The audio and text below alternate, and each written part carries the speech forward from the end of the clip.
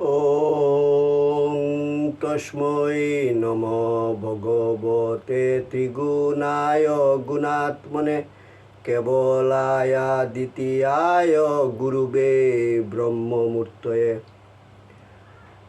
সর্বশ্রুতি শিরুরত্ন বিরাজিত পদম্বুজম বেদান্তাম্বুজ সূর্যায় তস্मै শ্রী গুরুবে নমঃ।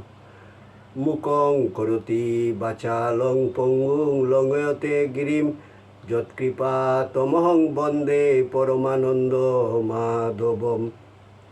জয় গুরু, জয় গুরু, জয় গুরু।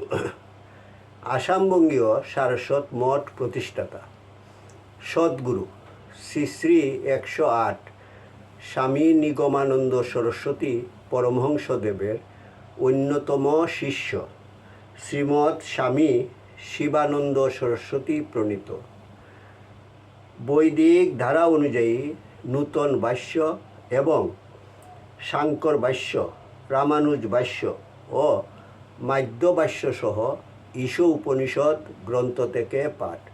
ঠাকুর, তোমার শ্রী গ্রন্থ পাঠ তোমার শ্রীচরণেই সমর্পণ করিলাম। নত্তা নিগমানন্দস্য গুরু শ্রী পাদ পঙ্কজম তনুমি তৎকথামৃতম তপ্ত জীবন শীতলম। পূর্বপাঠের পর আমাদের পঠিতব্য মন্ত্রটি ছিল ঈশ উপনিষদের ষষ্ঠ মন্ত্র। মন্ত্রটি এইরূপ: যস্ত সর্বাণি ভূতানি আত্মন্যে বানু পশ্যতি সর্বভূতেষু চাত্মানং তত ন বিজুগুপ্সতে। অর্থাৎ, যিনি আত্মাতে সমগ্র সৃষ্টি প্রতিষ্ঠিত দেখেন এবং সর্বভূতের মাঝে আত্মাকেই দর্শন করেন, তাহার অন্তরের সংকুচিত ভাব দূর হইয়া যায়।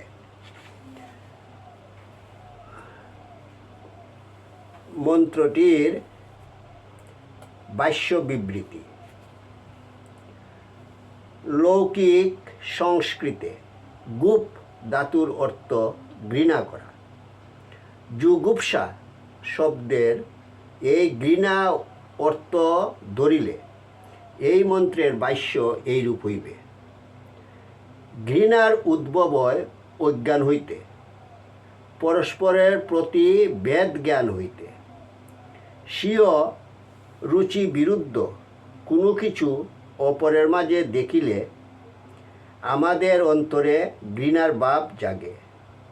এই যে ভালো মন্দের সংস্কার লইয়া মানুষকে আমরা ঘৃণার্হ মনে করি, ইহা অজ্ঞানের ফল।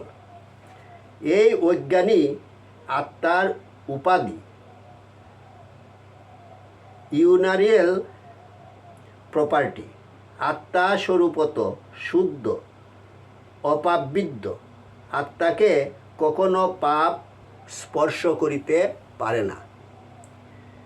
জীব স্বরূপত সচ্চিদানন্দ বিগ্রহ। এই দৃষ্টি দিয়াই জীবকে দেখিবে। সুতরাং এই সচ্চিদানন্দ স্বরূপ আত্মাকে যিনি সর্বত্র সর্বজীবের মাঝে প্রত্যক্ষ করেন, তিনি কাহাকেও ঘৃণা করিতে পারেন না।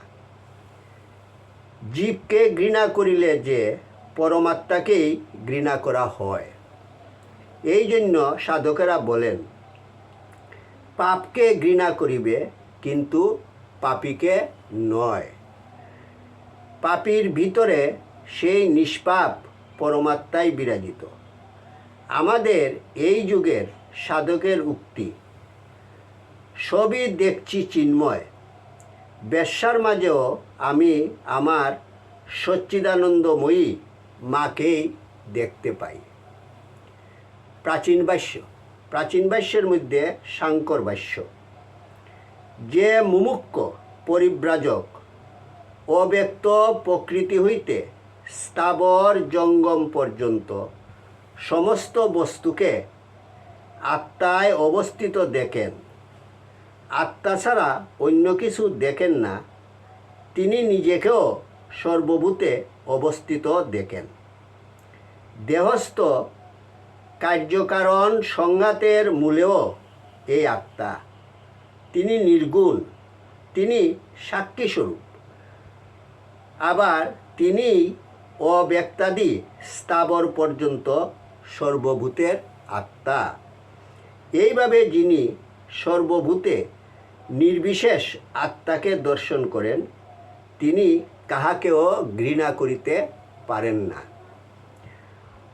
সর্বাত্মদর্শী যে কাহাকেও ঘৃণা করেন না, ইহা কোনো বিধি বা আদেশ বাক্যের ফল নহে। আত্মদর্শীর অন্তরের ইহা স্বাভাবিক অবস্থা। সাধারণত অপর বস্তু বা লোকের কোনরূপ দোষ দেখিলেই মনে মনে ঘৃণার উদয় হয়, কিন্তু সর্বত্র যিনি আত্মাকে দর্শন করেন, আত্মা হইতে পৃথক কোনো বস্তু দর্শন করেন না, তাহার পক্ষে এমন কি পদার্থ আছে যাহা দর্শনে ঘৃণা হইতে পারে? অর্থাৎ তিনি কাহাকেও ঘৃণা করেন না। রামানুজ ভাষ্য।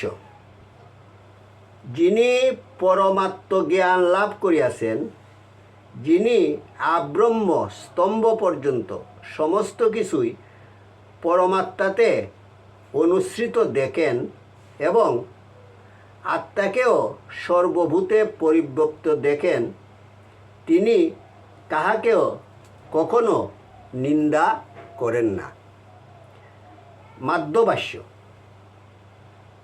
যিনি সমস্ত পদার্থ, সমস্ত জীব ভগবানেই অধিষ্ঠিত দেখেন, অর্থাৎ সমস্ত জীবেরই ভগবান অবলম্বন স্বরূপ বলিয়া মনে করেন এবং ভগবানকেই সর্বজীবের মাঝে দেখেন, ভগবানকেই সৃষ্টির কর্তা, সৃষ্টির বিধাতা বলিয়া জানেন, তিনি কাহারও কাছ হইতে কোনরূপ ভয় পান না, আত্মরক্ষার জন্য কখনো উদ্বিগ্ন হন না।